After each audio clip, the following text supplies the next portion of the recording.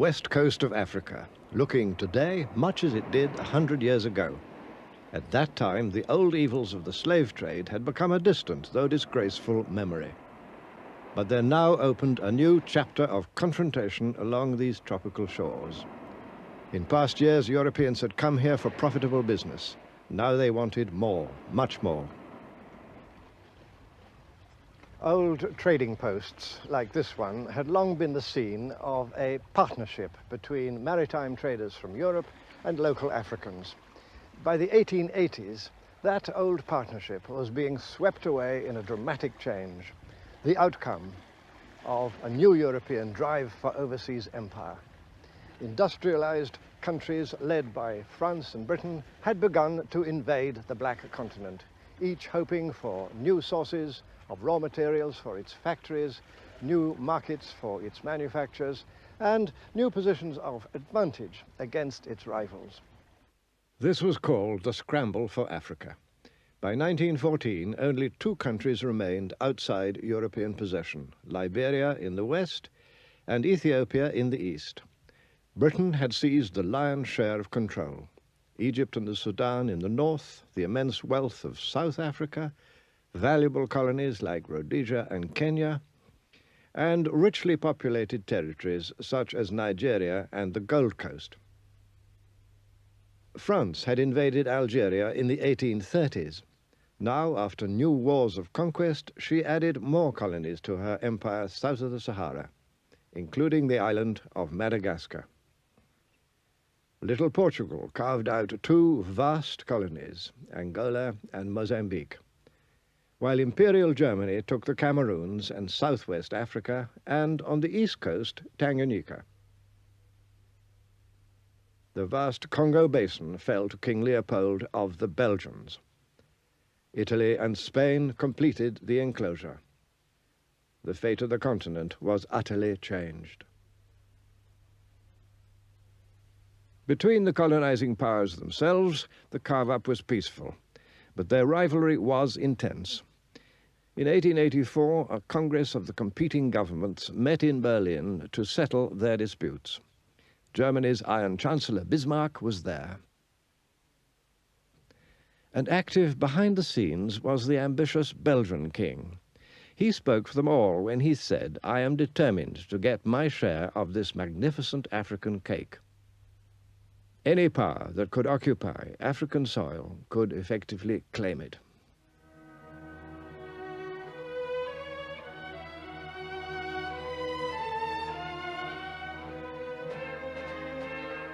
Now the task was to stake out frontiers in utterly uncharted land. Said the French Prime Minister, "We have embarked on a gigantic steeplechase into the unknown." The British Prime Minister Lord Salisbury was to say of this period, "We've been engaged in drawing lines on maps where no man's foot has ever trod. We've been giving away mountains and rivers and lakes to each other, only hindered by the small impediment that we never knew exactly where we were."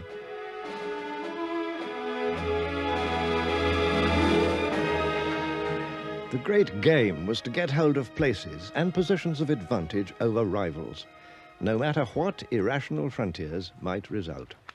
One of the most absurd cases was the magnificent Gambia River. Britain had long held Bathurst, Banjul today, and was determined to keep this river route to the interior. But France, invading from the west coast, enclosed all the territory surrounding the Gambia River in her new colony of Senegal. So the French were naturally eager to obtain the Gambia River. They offered Britain, in exchange, the much larger and richer Ivory Coast. But the British Parliament insisted on keeping the Gambia, thus dividing the peoples of the region. And the result was, and is, a country that is 300 miles long, but never more than 30 miles wide.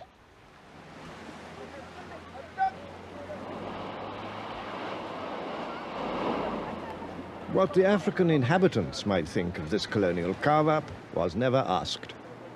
The European idea, in the words of one British governor, was to seize African territory and then, as much as possible, rule the country as if there were no inhabitants. In fact, European contempt for Africans now reached new depths, and no wonder. For how otherwise than by asserting that Africans were helpless children, lazy savages, could Christian Europe justify taking their countries away from them?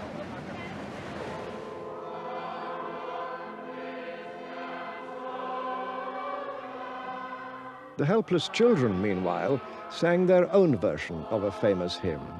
Onward, Christian soldiers, into heathen lands, prayer books in your pockets, rifles in your hands. Take the happy tidings where trade can be done. Spread the peaceful gospel with the Gatling gun. The European invasions were widely resisted. Conquest was never easy.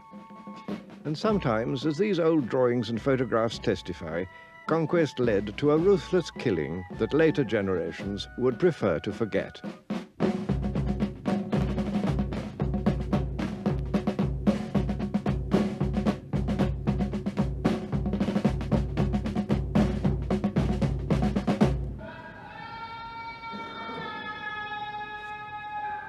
Resistance took many shapes. In French West Africa, a focal point was found in Muslim loyalties. Many heroes, still unforgotten, came on that scene. Some, like the Senegalese religious leader Ahmadou Bamba, offered the way of peace, but were still sent into exile. Others, like the fierce warrior leader Samori, fought off French attack after attack, and was crushed and exiled only after years of war. Death took many, strong or weak. With the skulls of earlier wars displayed in their capital, Kumasi, the powerful Ashanti nation ruled over most of modern Ghana. Led by their kings, who had the title of Asantehene, they'd long defended their country against Britain, but now they desperately wanted a peaceful settlement. In 1895, fearing a disastrous war with Britain, King Prempeh made a strong bid for peace from his palace here at Kumasi. He offered the British the right to establish in Ashanti a chartered company with all the concessions, the privilege that such a company could possibly desire. But it wasn't enough, for the British now wanted territorial possession as well as privilege. The Ashanti nation had already fought long, hard battles against the British. But this time, in 1896, they decided to surrender.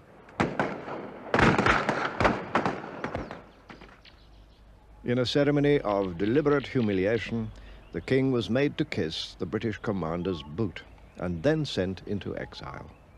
But it wasn't the end of the story. The British now blundered. A new British governor, Sir Frederick Hodgson, decided that he had to get possession of the sacred golden stool, symbol of the Ashanti nation's soul.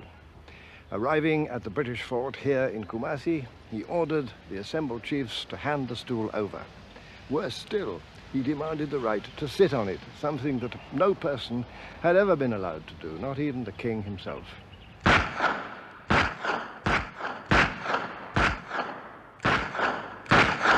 To Hodgson's final insult, the Ashanti replied with war. This little fort at Kumasi is what the British had built, just in case, and now they sorely needed it. The few dozen British inmates of the fort were besieged for months and had to eat rats to stay alive.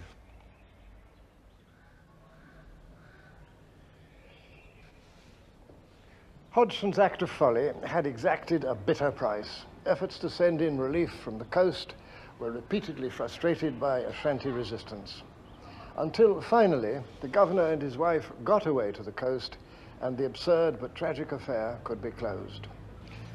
This ended war between Britain and Ashanti, and a year later, in 1901, the British quietly annexed the country, which became part of the colony of the Gold Coast.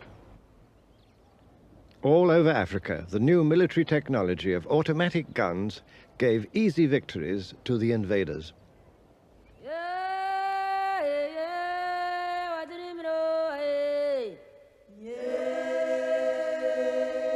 Countless resistors died, many thousands at the single battle of Omdurman in Britain's conquest of the Sudan.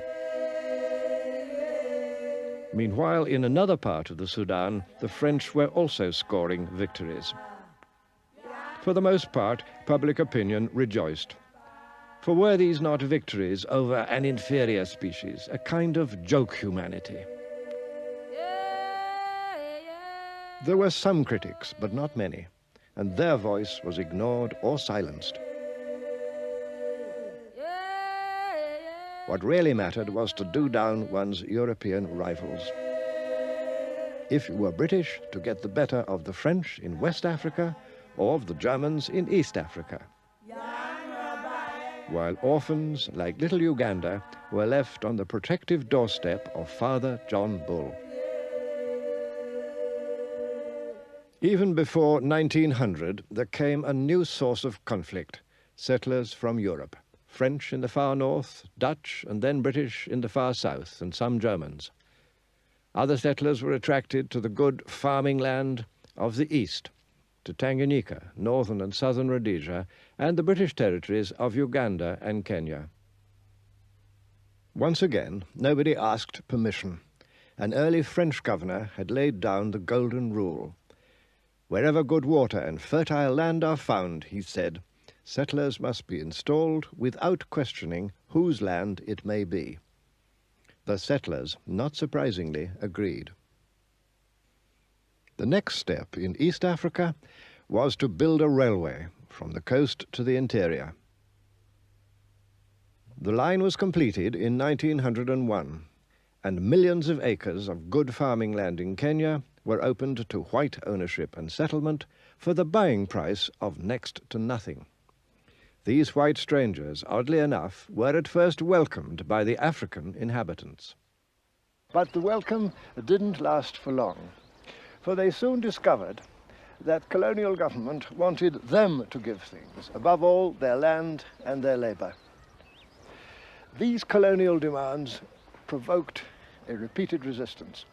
And against that resistance, the colonial government, with white settlers arriving in ever larger numbers from Britain, waged a war with little mercy, and of course, with rifles and machine guns, against spears and arrows. Macinire nĩ ũndũ wa kũmena andũ ũndũ gũtikĩrĩ ũndũ mekagwo nĩ kũmakia andũ ũguo magagĩũka magagĩtorekia na andũ mora-rĩ magacina mĩciĩ.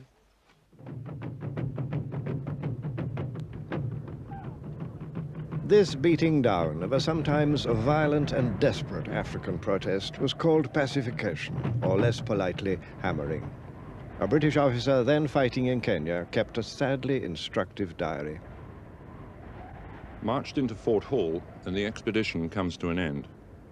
To my mind, the people of the Embu have not been sufficiently hammered, and I should like to go back at once and have another go at them. During the first phase of our expedition against the Irieni, we killed 797 niggers, and during the second phase against the Embu, we killed about 250. There was, in fact, much more of the same thing.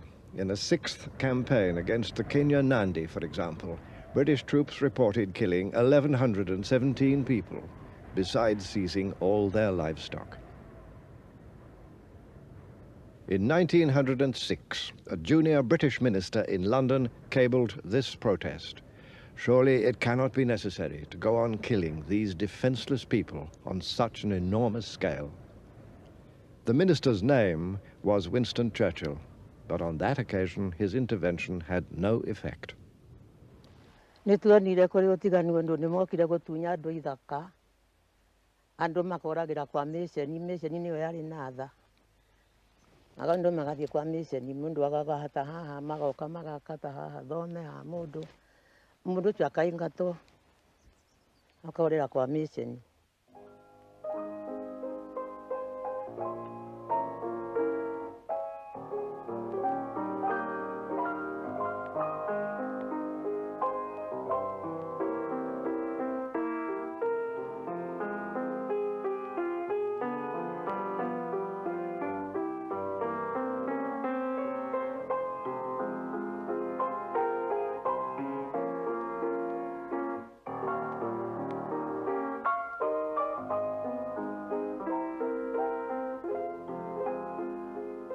Maga kakethaka makairi gari gukwaro matana kou makairi gakiwe gatweka nä kä a må thångå mwe arä a marä kuo makaingatwo makorä kwa mission. By 1915, about 4 million acres of African farming land in central Kenya had been given to about 1,000 British settlers. By the 1920s, about half of the able-bodied men of Kenya's two largest farming peoples, the Kikuyu and the Luo, were working as laborers for British newcomers. How was that done? The answer, once again, was something new in Kenya: taxation. To cultivate these splendid acres, it was necessary to make Africans pay taxes in cash. Having no money economy of their own, Africans could pay tax in cash only if they went to work for a European wage. An old Maasai recalls those early days. Sasa wazungu walipokaa sasa walianza kutawala. Walipotawala, kitu walitaka kodi. Masai zamani hapana lipa kodi ya kichwa kama ile tunaita zamani poll tax, ilikuwa la. Tulikuwa nalipa na nyumba. Walikuwa naitwa kodi ya nyumba. The Maasai proved particularly good at dodging the payment of the new taxes. So the colonial government thought it should send some of these apparently idle warriors to school, so as to turn them, if possible, into tax collectors among their own people. Small boys were seized for this purpose. Sasa serikali walitoa askari yake kuja kuchukua watoto. Sasa mimi ni moja ya wale watoto ambayo walishikwa kupelekwa skuli. Sasa nilishikwa nikapelekwa skuli. Sasa pamoja na wale watoto wengine. On the other side of the continent, in northern Nigeria, the colonial scene was very different. With no white settlers, life was peaceful. Things continued much as before.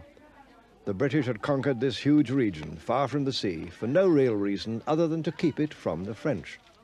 So the British were content with a supervision which allowed them to take a back seat. Under the direction of Lord Lugard, this was called indirect rule. This was the residence of the British official who governed the northern Nigerian province of Kano. Indirect rule meant ruling through local kings, in this case the local emir, who after defeat accepted British overlordship. On condition that nothing was done to modernize or democratize the conquered system, indirect rule was cheap and highly effective. Local kings and princes kept the peace and law and order in their own interest, as well as in that of the British. Both sides at the top had much to gain. So kings, like this one, the Emir of Katsina, were able to stay in power and even add to their personal privileges. They were able to call on their own local retainers to govern the everyday affairs of the country. In this way, the native governing class, as the doctrine said, was to remain a real living force, as well as being a curious and interesting pageantry.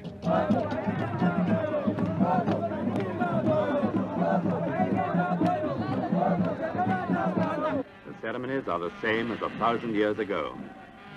There were kings in northern Nigeria when Richard Lionheart set out on crusade. Today, he and all the emirs of northern Nigeria play their part as subjects of the King of England.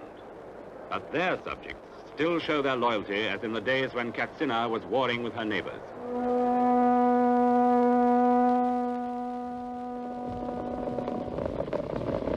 Katsina still keeps her way of life, still resists new influences from the world outside. In short, no modernization of any kind, and therefore big problems for the future.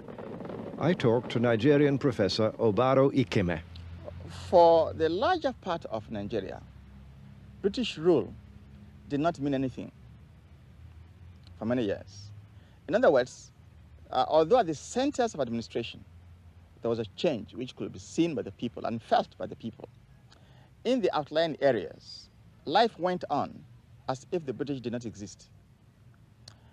If you take Lugard's own particular area, the north, for example, the seats of the emir and the seats of the district heads may have felt the immediate impact of the British presence.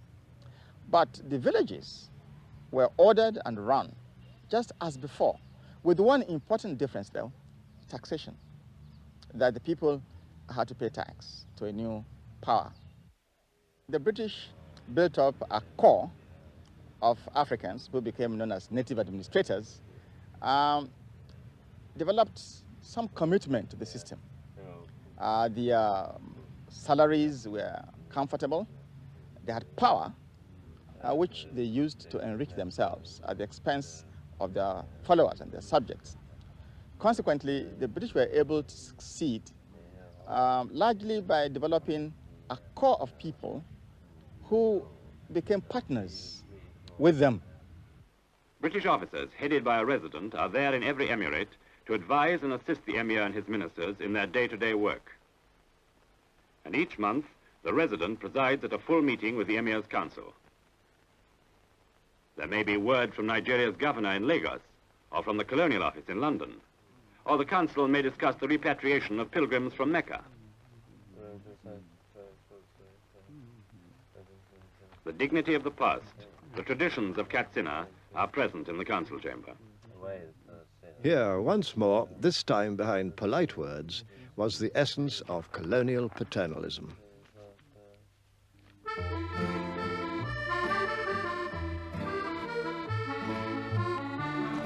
In the French colonies along the coast, the scene was both the same and different. Dakar, capital of Senegal, actually the little suburb of Rufisque, a charmingly nostalgic place.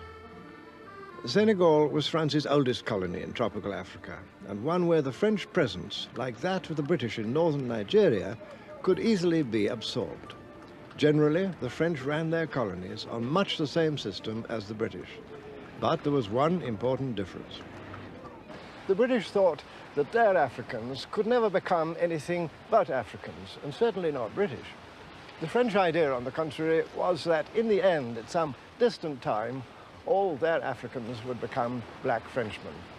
The culture and the language of France were offered as the eventual supreme blessings. This idea was called assimilation. Originally, this was a generous idea, but colonial rule reduced it to little or nothing. Yet in 4 municipalities of coastal Senegal, assimilation did take effect. This picturesque island of Gorée, just off the port of Dakar, was one. Here you could go to school and even become a French citizen. But you belonged to a tiny minority. By 1926, only 48,000 Senegalese had become assimilated out of a total of 1.5 million.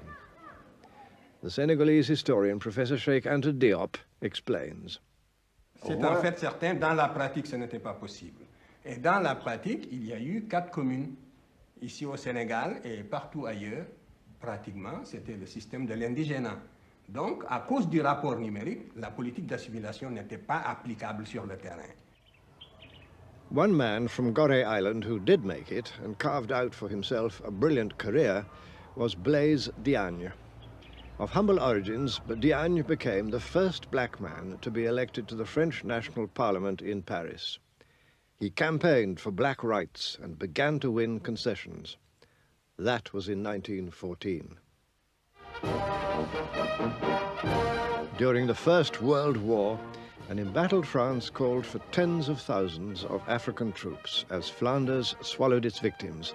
Blaise Diagne agreed to be France's recruiting sergeant, and his African reputation vanished in the slaughter.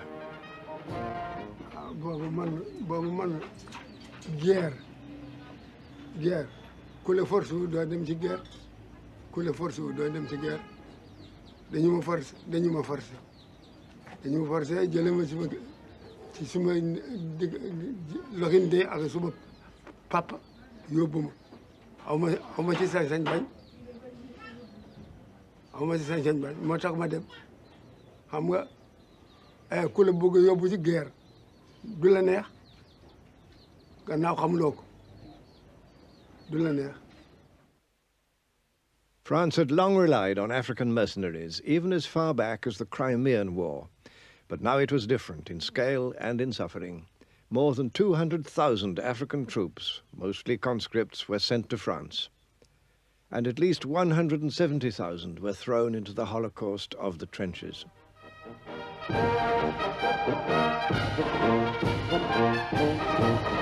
Thousands never came home. Others returned with an experience that survivors have still not forgotten. xeex nañu ak Allemagne yi rey nañu leen ñi la ñuy jóg seen baat ñoom jóg suñu baat ñi la ñuy jóg seen loxo ñu jóg seen loxo ñi lañ jël di ñëw nekk gumbo ñi la dal di ñëw nekkul dara nekkuñu dara ah waaw lox ci ma loxo bi ci la bokk ci la dog benn bala ngi ne bu génne si fii mu ngi ne le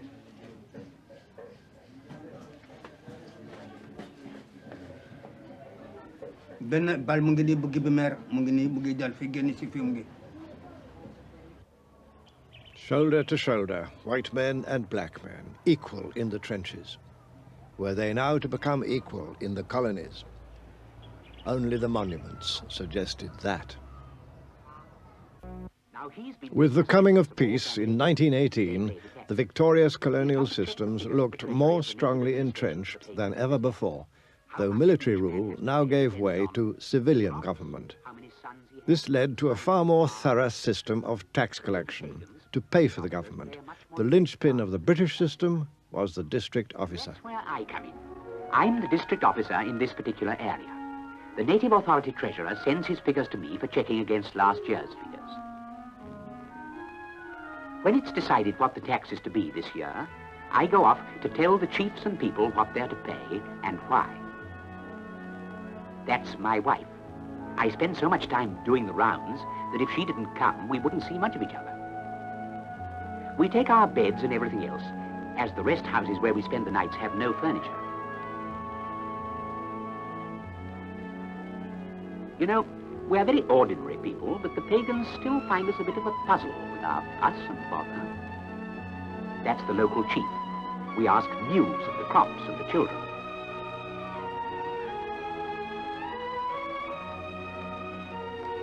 It's like sitting in a shop window. We come here every year and follow the same ritual, but they always behave as though it was the first time. Peace is all very well, but it is dull, and they love a bit of variety.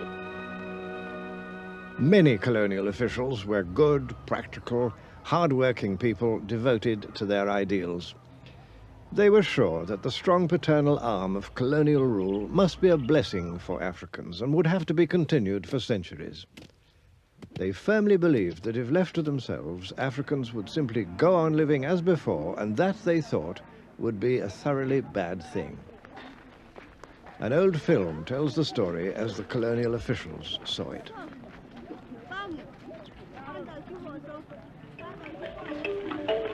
This simple life under the hot African sky was once a life of fear and uncertainty. British rule has brought peace. The enterprise of European officials and settlers and of Indian traders has opened up the country. But there is still a long battle to be fought with ignorance, poverty, and disease. In these lands, where there are so many changes to be made, much can be achieved by money and the initiative of the white man. In the more favoured colonies, those were the hopes of the 1920s, and in some respects they were fulfilled. There came the founding of the first modern hospitals, veterinary services, and other benefits of Western life. But all the money to pay for these good things had to come from Africans. So there now began a drive for the export of crops to yield cash. The cash crop era got into its stride. Groundnuts, as here in Senegal, were a crop that brought cash to farmers and to colonial purchasing companies.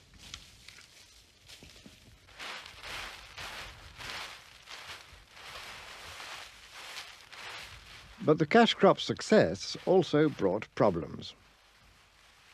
Il est certain que l'arachide a été introduite pour alimenter tout simplement la culture, la monoculture de l'arachide a été introduite pour des raisons industrielles, ni plus ni moins.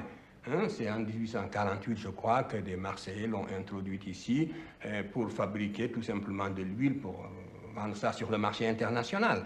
Et on a spécialisé finalement, la tendance est née de spécialiser chaque colonie en fonction de ce qu'elle pouvait produire le mieux. Et on a donc toutes les zones sahéliennes ont été spécialisées pour la culture de l'arachide, des zones comme la Guinée pour la culture de la banane et le riz, et ainsi de suite.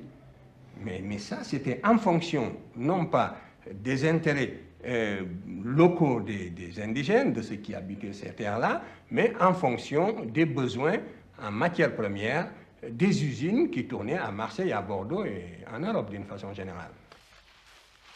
So long as their crops were bought, African growers could be reasonably content.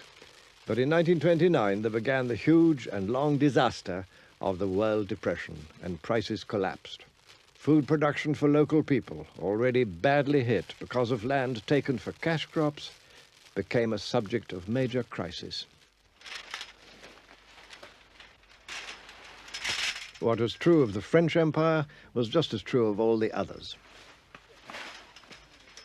Here in the Gold Coast, the big cash crop was cocoa, providing the bulk of the colony's exports. The crop was grown and harvested entirely by African farmers who had to sell it to British and other foreign buying companies. These companies banded together so as to pay the farmers an artificially low price. The farmers of Ghana, then the Gold Coast, nonetheless worked so well that they became the world's biggest producers of cocoa, and so of chocolate, which Africans didn't eat. But the gains were far from equally shared. The Ghanaian historian, Professor Edo Boahen. There's no doubt at all that the farmers were being cheated.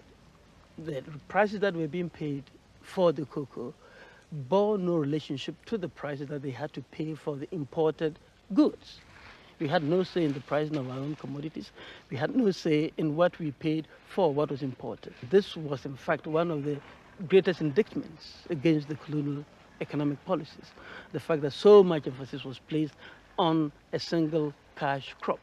And we had to import rice, we had to import oil, palm oil, and so on, to feed ourselves, because so much emphasis and so much attention was paid to this single cash crop cocoa. The colonial governments were just concerned with obtaining raw materials to feed their factories abroad. The raw materials were produced by the skill and enterprise of hard-working African men and women.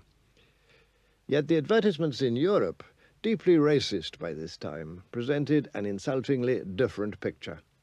At the same time, African businessmen found that the trading positions they had established in earlier times were now swept away. There's no doubt at all that before the colonial period, Africans were playing a far more important and dominant role in the economy than during the colonial period. There were many of them running their own import-export businesses. In the 1920s and 1930s, all these African merchant princes virtually disappeared from the field because the dice was so much loaded against them as a result of the colonial system. The banks were discriminating against them in the granting of loans. The expatriate firms, and particularly the Syrian and Lebanese firms, were undercutting them, and they just could not stand the challenge. And therefore, many of them simply ran out of business. And the children of these great merchant princes now became the employees of the great African capitalist companies like UAC, UTC, SUA, and so on. Colonial trading companies, British, French, Belgian, Portuguese, monopolized wholesale business with the full backing of their colonial governments. What King Leopold had called this magnificent African cake was beginning to yield its riches. Often those were painful days, but they have to be recalled by anyone who wishes to understand the problems of Africa now. The turmoil of today in the Congo or Zaire has its roots in the infamous Congo Free State of King Leopold. Here the emphasis was on the growing of rubber, and the methods used to extract it were no better than a reign of terror.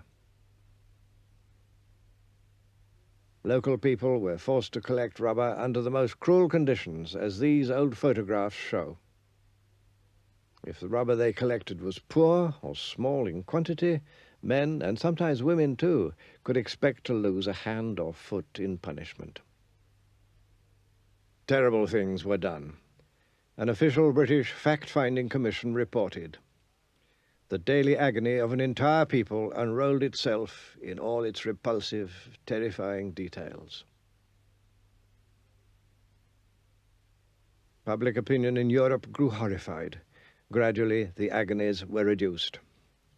Yet huge damage had been done, moral as well as physical, and was going to cast a dark and violent shadow over the future of the Congo.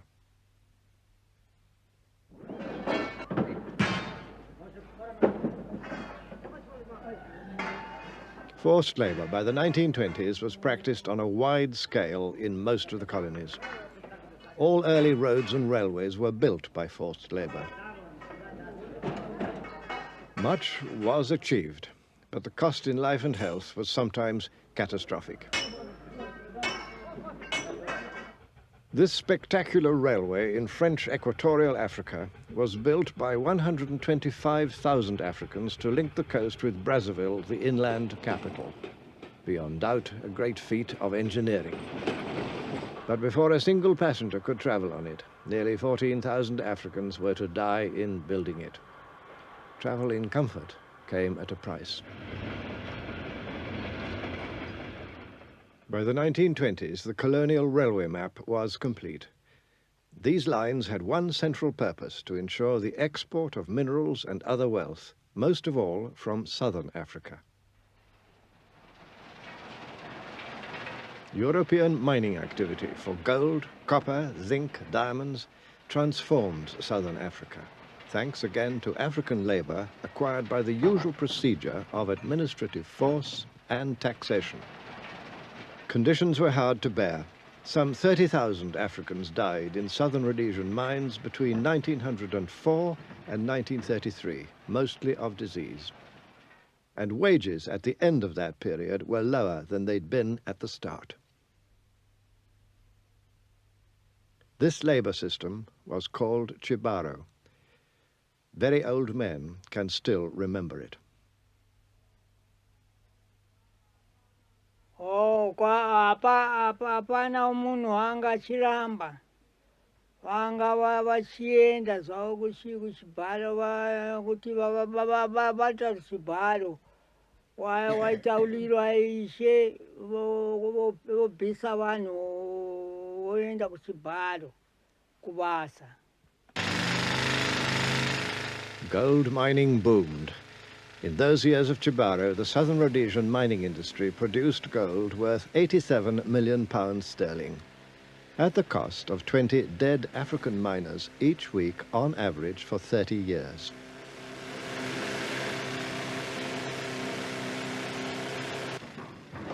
Just as in the bigger mines of South Africa, living conditions for miners were appalling.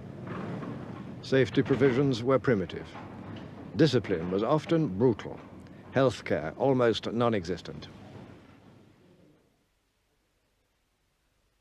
Prison labor was used whenever available, and that was often.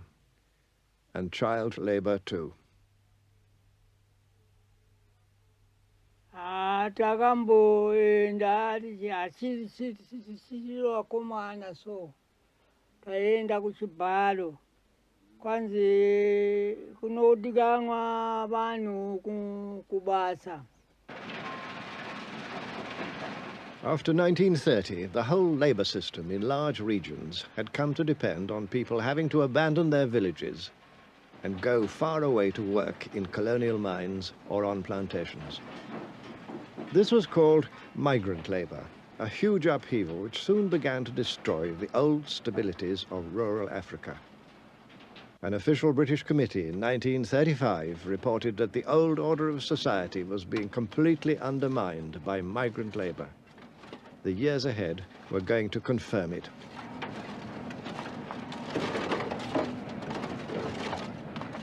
But it was in the Portuguese colonies, especially Angola and Mozambique, that forced labour was at its worst.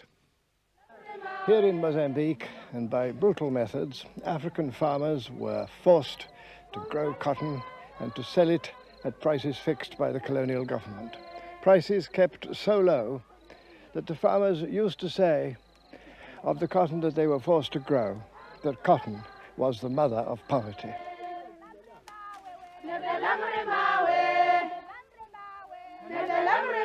The raw cotton was sent to textile factories in Portugal and returned in the form of shirts for Africans to buy.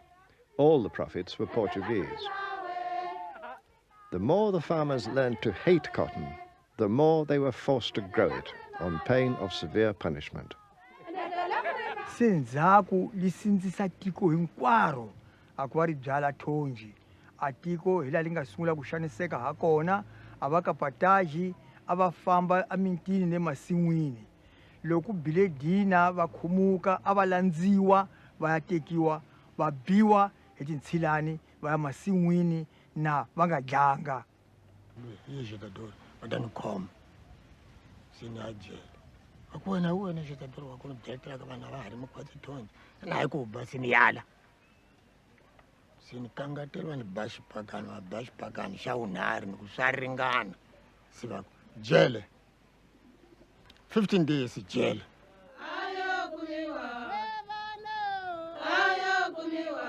The farmers in this old film had no legal means of protest, but they could express their anger by singing anti-colonial songs in their own language.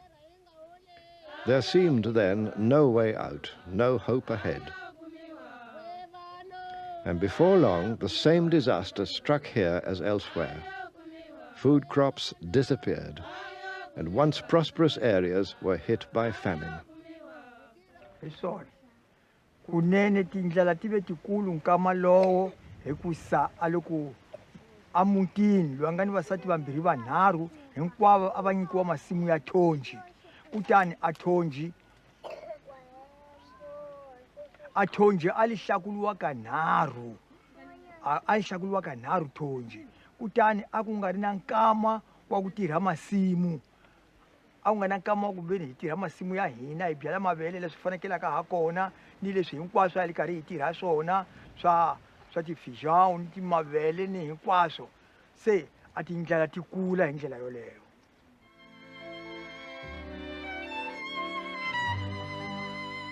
In spite of African suffering, settlers arrived in growing numbers. Some were political exiles from the Portuguese dictatorship. Many were poor people hoping for a better life. Sent out to be farmers, most preferred the easier life of the towns. They opened shops and businesses and aimed at the success which had eluded them at home.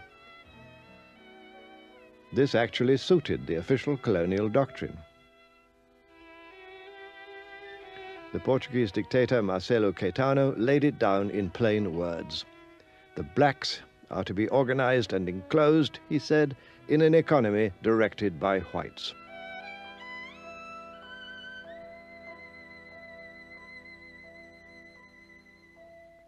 Loko ni sungula ku vulavula ni te ka dimxadore ni sekretari wakwe leswaku a guvernu wa maputukezi I guvernu leyi nga twala misaveni hinkwayo hi vunene bya yona kambe n'wina vadimixiradori mugele guvernu wa maputukezi Afrika a nga ta va kona hikusa a mu landzanga a swileleto leswi mu nga tela swona Afrika.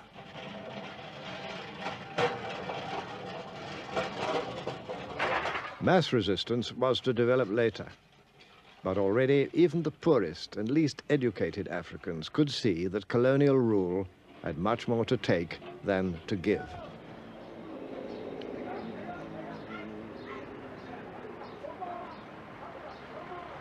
Whatever good may have come from colonial rule has to be measured, unfortunately, against the essential aims of each of the colonial systems. These aims were frankly stated. They were to extract wealth. We've looked at some of the ways in which wealth was extracted by the use of forced or cheap labor, by the seizure of land, by the incessant pressure on growing crops for export rather than crops for local food needs, and always by the deliberate treatment of Africans as inferior beings. Whatever appearances might suggest, Africans in fact were no longer prepared to accept their permanently inferior status. All over the continent, the first signs of a new political dissent had already begun to appear. In the 1920s, for example, with the protest action of Harry Thuku in Kenya, at the same time with Casely Hayford and his companions in British West Africa. And perhaps above all with Herbert Macaulay, often called the father of Nigerian nationalism. But their demands were small. Some of these early nationalists were completely taken in by the British system. They thought it was a good thing, and that we should become part of that good thing. And the real pressure was for the British to become a bit more liberal. During the 1930s, and notably with the rise to prominence of the fiery but very effective Nigerian nationalist Nnamdi Azikiwe, much stronger and more far-reaching demands began to be made. Men like Azikiwe used the press where this was possible, as it was in British West Africa. They now sought a mass audience. Politics moved out of polite drawing rooms into the clamour of the streets. So the resistance movement took many forms. And it was not confined only to the elite, as some people tend to think. In fact, it was also evident in the rural areas and even among the ordinary farmers and the ordinary workers. One form of mass resistance took shape in a big cocoa hold-up in the Gold Coast when farmers demanded fairer prices. Once again, the press could be used to good effect. But unfortunately, in the 1930s, there was never any coordination between the protests of the rural folk and the farmers and the protests being organized by the elite. And this is why the resistance movement was not very successful. But now in 1935 came a new and savage challenge to African hopes of progress. Another colonial invasion, fascist Italy's brutal assault on Ethiopia, then called Abyssinia. Africans were outraged. For the first time, the blacks all over the world, this are not even Africa alone, but the blacks all over the world felt that they have been attacked. You know, Ethiopia and Liberia were the only two countries in Africa that were able to maintain their sovereign existence during the period of the scramble and the occupation of the continent by the imperial powers. And Ethiopia, therefore, became the symbol of hope, not only for Africa, but for all the black peoples all over. Ethiopia was looked upon as the symbol of the revival and the regaining of the independence and sovereignty of Africa. And therefore, when this invasion took place, it meant the complete snuffing out of this last beam of hope. Italy's troops entered Addis Ababa, capital of a now subjected Ethiopia. And still there came no more than verbal protest from outside powers. Yet Ethiopia's defeat, painfully confirmed when her people laid down their arms, sent out a call for action to Africans everywhere. Indeed, for some of us, 1935 now is being considered as the more appropriate date for the beginning of the modern nationalist period of African history, rather than 1939 or even 1945, because we believe that but for the outbreak of the Second World War in 1939, probably the struggle for independence would have begun from 1935 as a result of the indignation, as a result of the anger, as a result of the emotions, as a result of the strong feelings of anti-imperialism that were aroused by the Italian invasion of Ethiopia. Those feelings were aroused above all among the few who could win a modern education at schools like this one, at Chimota in the Gold Coast, where Kwame Nkrumah, future leader of the country's independence movement, had been a student. Young people began to read whatever anti-colonial newspapers they could find. Even in the midst of discouraging years, hope flourished afresh. A new generation of educated Africans, some of them trained here at Achimota, was reaching maturity. And then came the tremendous upheavals of the Second World War, surging with revolutionary force through the entire colonial world.